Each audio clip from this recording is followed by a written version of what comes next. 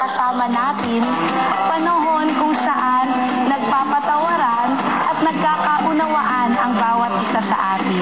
Dahil ang Pasko lamang panahon upang magbukas ng mga regalo, kung hindi, magbukas na rin ang ating mga puso. Ang pinakamahalagang kayamanan natin sa ating buhay ay ang kabutihan ng ating mga puso, at ito ay hindi magsisimula kung saan o kung kanino man. Kung hindi, ito ay magsisimula sa ating mga sarili. Ngayong Pasko, hindi po kayo nag-iisa.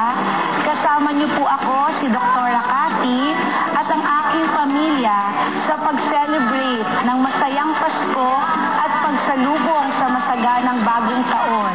Naway ang espiritu ng Kapaskuhan ay magdulot sa atin ng kapayapaan.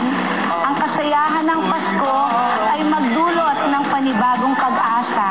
At ang tunay na diwa nito ay magdulot ng walang hanggang pagmamahalan. Muli po, ako ang inyong lingkod na si Dr. Cathy Barcelona Reyes, kasama po ang aking asawa na si Raymond, na bumabati sa inyo ng isang maligayang Pasko at masaganang bagong taon sa ating pong lahat.